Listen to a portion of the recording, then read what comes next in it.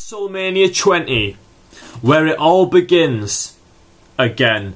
That was a tagline for this event. This was supposed to be a resetting Mania where WWE hit the reset button after this show and sort of started things not all over again, but they started down a different path, shall we say. Let's get into it, shall we? This one was held at Madison Square Garden. Is it Madison Square Garden or Madison Squared? I think it's Madison Square Garden. It must be on Madison Square, I suppose, isn't it? And basically WWE like to do the big ones here. They did the first one at Madison Square Garden, they did the 10th one at Madison Square Garden, and the 20th at Madison Square Garden. That would lead everyone to believe that the 30th would be at Madison Square Garden. However, number 29 is going to be held at the, is it the Sun Life Center or the MetLife Center, something like that, which is in New Jersey. New Jersey is basically right next to New York, apparently. I don't really know my American geography, but I believe it's very close. So they probably will not have it at Madison Square Garden, will move it elsewhere, because the attendance for this was just over 20,000, and for a modern day WrestleMania, that's really not enough. Like, 20,000 is like basically a third of what they can get in somewhere else, basically.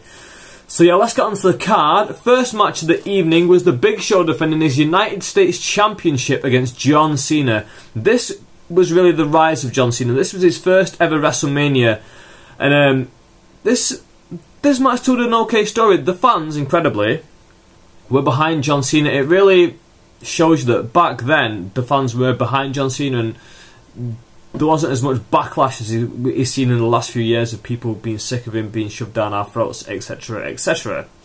But yeah, in this match he ended up F-Uing the Big Show, covers him, 1-2, Big Show kicks out at the 2 mark, first person to ever kick out of the FU apparently. Big Show kicks out, and then you're left wondering what the fuck can John Cena do now. Cena then picks up his chain that he had at ringside, which he wore on Raw last week. He picks it up, the referee takes it off him, then Cena picks something else up, it's Big Show with it, and I think he just covers him. I don't think he FUs him again, I think he just covers him, gets the pin, and John Cena wins the United States Championship. Again, like I was saying, this began the rise of John Cena, and the fans were really behind him back then, and really behind his push. Funny how things change, isn't it? Next match is a fatal 4-way match for the World Tag Team Championships. The titles are defended by Rob Van Dam and Booker T. The challenges were Garrison Cade and Matt Jindrak, the Dudley Boys, and La Resistance of Rene Dupree and Rob Conway. Now this match, I really have little recollection of it from actually seeing it the first time around. Obviously just watching it now, it seems to be one of those filler matches where they just thought, do you know what, we need to throw these guys on the card, how can we do it? We'll throw all 8 of these guys in a tag team match. I mean, Booker T and RVD were just like a throw together tag team. Obviously the Dudleys were a proper team, and La Resistance were a proper team, but Cade and Jindrak, to me again, another team that were just thrown together that never really felt like a team in my eyes. And if you asked me if they'd have a team together, I probably would have said no before rewatching this show. Booker T and RVD ended up getting the win. Again, quick match, 7 minutes it says here. So yeah, quick match, and not much to say about it really. Third match on the card. Now this one was a good one. Chris Jericho versus Christian. At the time they both were best friends, and I believe they both were face at the time, and then Christian turned heel on Jericho. And it was all to do with jealousy around Trish Stratus, and Trish Stratus was Jericho's woman. Christian was jealous and telling Jericho to keep your head in the game, we're a tag team, we're going to go for tag team titles, and I think they might have held tag team gold on Raw, I'm not too sure. In fact, they might have been beaten by RVD and Booker T, I'm not too sure again. So yeah, we're going to this one. Good match, exactly what you expect from Jericho and Christian. Both can put on a good match, but again, watching this match, it really made me realise that Jericho isn't a main event guy. Jericho is just a guy who can go along with whatever the other guy's going, like wherever the other guy is. He can match whatever level the other person is. He's like a Ditto in Pokemon. He's not really anything, but he can do whatever the other guy does, and he can match their level of expertise. Obviously, he's not a terrible wrestler. If you put him in the ring with an awful wrestler, he'll still maintain that certain level of quality. But like him and Christian in this match, they really just screamed mid-card to me, in all honesty. That will get a lot of flack because a lot of people are huge Christian fans, but I like Christian, but in the grand scheme of WWE wrestlers in all time, Christian is a total mid-carder. Jericho, again, would be pushed more towards the mid-card than the main event, in my opinion, in the grand scheme of WWE history. But yeah, good match. Match finishes when Trish Stratus runs down to ringside. Christian's hit her in the face, I think, and then she's down in the corner like this, holding her face. Jericho sees to check if she's okay. She elbows him in the face. Christian gets the roll up, 1, 2, 3. After the match, Trish Stratus is apologising, and then out of nowhere, Christian runs down to the ring. Jericho's trying to get at him. Trish saying, no, no, don't do it. No, no, don't do it. Then as Jericho looks at her, she fucking nails him twice, and he must have said before, and just whack me as hard as you can. And she really gives him some of that. Nails him twice, slaps him, and then Christian hits him with the unprettier, and they both walk out together, and then they kiss on the rampway. Stratus has turned heel on Jericho as well now. But yeah, 6 minutes in, and I'm only on the third match. Next match, Batista, Ric Flair and Randy Orton, Evolution against the Rock and Sock Connection, The Rock and Mick Foley. Storyline going into this was Randy Orton was the legend killer who was getting rid of all the old timers. Obviously, the Evolution stable was in effect with Flair, Orton, Batista and Triple H. Flair was the older statesman of the group. He was sort of helping them all along. Batista and Orton obviously got a huge push out coming out of this. And Rock and Sock put them over.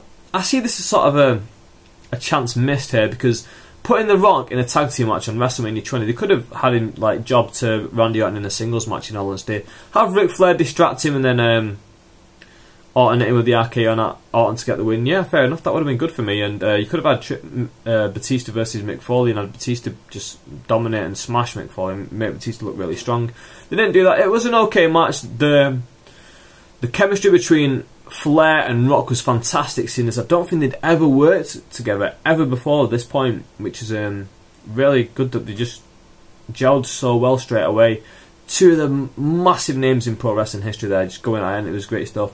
Like I said, yeah, Orton, Batista and Ric Flair get the win when Orton RKO's Foley out of nowhere, gets the 1, 2, 3. One thing that did annoy me was after the 3 count, Foley sort of sat up, and I was like, no, sell the RKO, make it look like you've just been downed by this up and coming star. And it wasn't to be. They still got the win though, so it was the right decision. I hated it at the time. I thought, oh, that's what the Rock fans will be like this year. Like some of the younger Rock fans will be like this year, like, oh, Cena can't win. But I was like that. Yeah, I was like, oh, and Randy Orton can't win. You got to let the Rock win, and Rock lost. But whatever. It was a good decision. Match 5. Tori and Sable beat Stacy Keibler and Miss Jackie in a Playboy evening gown match. This match was rubbish. Basically, it was just for the horny little kids. If I was like 13 watching this, then I would have really enjoyed it. But, you know, 23, I don't really get the same excitement out of it. It's just like, yeah, alright, these are 4 very, very, very good looking women, but just because they're rolling around in the underwear doesn't mean I'm going to go mental about this match. I don't really want to spend my time watching it, to be honest, you know. I got better things to do. So yeah, Tori and Sable get the win.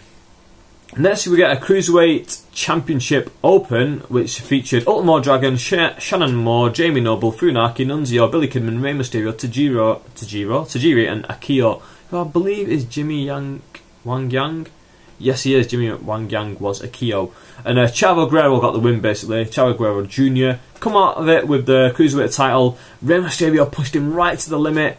Billy Kidman did a botched shooting star press, sort of, where he ended up headbutting the guy when he went to the outside doing that shooting star press. But very good stuff, like, for the most part, in this match, I thought. Good stuff. The other thing was that because there's so many guys, they were just like filtering guys in and out all the time, and it took away from the fluidity a little bit and took away from the storytelling. Match 7, Goldberg Lesnar. We all know about this one. They both just phoned it in. It was an awful, awful match. I used to defend this match and say, no, it's not a bad match. It's quite good if you watch it again. No, this is a very bad match. I've not watched this for about 3 or 4, about 3 years, I think. In fact, I've got the WrestleMania 20 DVD, but I lent it to my mate, and I've not had it back for about 2 years. And to be fair, I've got one of his DVDs, so it's not like he's been a knobhead. We both like just forgot to get it back from each other. And I was like, oh, I really wanted to watch this DVD.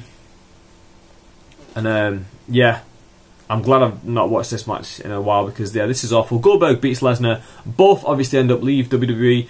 Goldberg's contract was up. Lesnar wanted to join the NFL. He failed that and then became a huge success in the UFC, so fair play to him. And yeah, awful match. And then after the match, Austin stunners them both, so Austin gets the last laugh, I suppose. Next match, match 8. Tag Team Champions, Too Cool. Rikishi and Scotty 2 Hotty defending against World's Greatest Tag Team, Charlie Haas and Shelton Benjamin. The Basham Brothers, Danny and Doug. And the APA, Bradshaw and Farouk. This was probably the last pay-per-view, or last WrestleMania anyway, that the APA featured on together.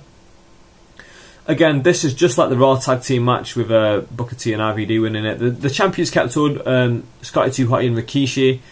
And again, it just seemed to be a match where they just threw guys on it and said, listen, we've not really got anything for you. These are all like tag teams, to be fair, but they just like, you know what, we'll put you all in this one match just to get you all on the card, really, rather than building up a proper feud. And again, nothing really to say about it. Next match, women's title. Victoria defends against Molly Holly. Molly Holly said, if I don't win this, I'm going to shave my headboard, which led everyone to believe Victoria's going to win. No, which led everyone to believe that Molly Holly was going to win and not have a head shaved. And lo and behold, Molly Holly lost and had a head shaved, and massive respect to her. I remember thinking that back then, like, so much respect for, even like, what was that? 2004, so I was like 16. I remember thinking back then, like, so much respect for Molly Holly, like, losing and like getting her head shaved, you know. That's taking one for the team, that, isn't it? Decent little women's match. I was slightly disappointed, because for the first time you had two proper style women's wrestlers, really. Molly Holly, well, actually, they're not really like that, but they're not the model types that we get nowadays. So I was happy to see these, but they didn't perform as well as I would have liked them to. Especially seeing as, like, well, there were two women's matches on the card, and the other women's match got like 2.5 minutes, and it got shitloads of time, including them taking their bloody evening gowns off, because it was an evening gown match, but they all took their evening gowns off before. Stupid stuff. Yeah, Victoria gets the win. Molly Holly gets head shaved, bald, you know. Props to her for that. Next match, WWE Championship. Eddie Guerrero defends against Kurt Angle in a fantastic match. This is Kurt Angle and Eddie Guerrero when they're both in their prime, in my opinion. This is probably one of the best matches of both guys' career. They both put on a really good showing here, and Eddie Guerrero gets the win. I've not really got anything to say about this, because, you know, it'll just be generic stuff. I could tell you about the moves and how Guerrero loosened his boot towards the end, and as Kurt Angle gets the ankle lock on him, Eddie Guerrero like just shakes his foot out of his boot, so Angle's just got a boot in his hand, and he's like, what the fuck, and then Eddie Guerrero gets the roll up and gets the pin. You know, again, nothing much to say about it apart from it was really, really good. If you've not seen it, really go check this match out. You can get the full match in one video on YouTube. I suggest you check it out. It's probably on the side right there or there, whichever side it comes on. I can't remember. It's probably that side, isn't it? Next, penultimate match, Undertaker with Paul Bearer versus Kane. Storyline going into this was that Survivor Series, Kane had helped Vince McMahon get rid of the Undertaker, bury him. So then when the Undertaker returned, Kane was like, what the fuck, I buried you, how can you come back? I actually buried you alive, how could you possibly return now? Months later, Undertaker has returned. Kane really sold this. A good story was told. The match was a little short, just under 8 minutes. But yeah, not many complaints about it, really. You know what you're getting with Undertaker and Kane. This is a good little match, and Undertaker obviously got the win because it's WrestleMania. Now, final match. Triple threat match between Shawn Michaels and Triple H. And someone else. Who was that other guy? WWE's done a lot to make me remember this guy's name. And obviously I'm being sarcastic, I know who this guy is. I know that very well this is Chris Benoit. This is Chris Benoit's moment. This was Chris Benoit's night. And I really don't like talking about Chris Benoit because of everything that happened to him afterwards, but Chris Benoit was such a great wrestler, and to me he was legitimately a hero of mine. Like, I look at Chris Benoit even to today, and as the wrestler he was, and like, do you know what, he was awesome. If I can put, like, I play hockey, and if I always think to myself, if I can put that same passion into hockey, into my fitness, into my conditioning, then I'll be an awesome player. I can become even better than what I am now. And I look at Chris Benoit as a role model in that sort of thing, and to see what happened to him is just so upsetting, isn't it? But anyway, yeah, awesome match. Triple H defending his World Heavyweight title. Benoit had won the Raw Rumble, come from SmackDown over to Raw. There was a story between Triple H and Shawn Michaels at the time, so that had been a triple threat. But it doesn't really make sense for the Raw Rumble winner to then go into a triple threat match, but this was a fucking awesome match. Absolutely brilliant. Again, I remember thinking about this in the past and thinking, do you know what? The opposite to the Goldberg one. Do you know what? This one's it's good, but I don't see that it's amazing. And my mate Gaz was always like, no, this is a really amazing match. And I was like, yeah, it's good, but I don't think it's that good. But yeah, rewatching it now, I really get it now. Fucking awesome match. Brilliant stuff. Benoit wins, but with the crippler crossface on Triple H.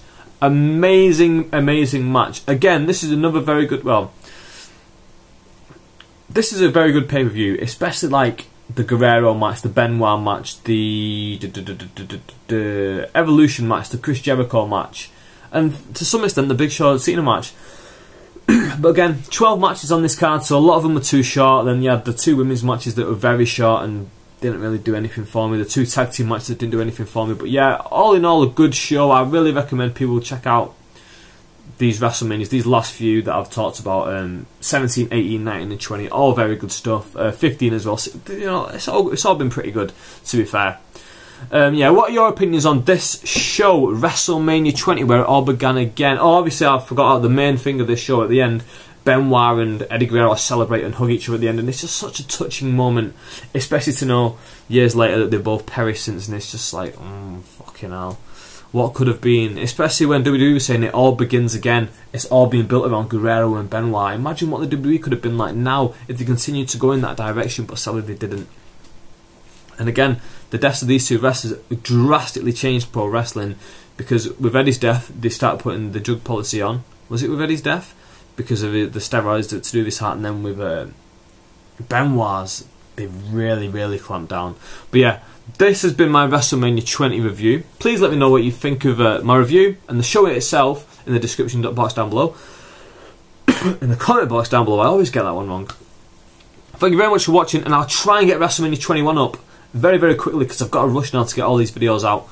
So yeah, thank you very much for watching. Let me know what you think, and I'll see you very, very soon.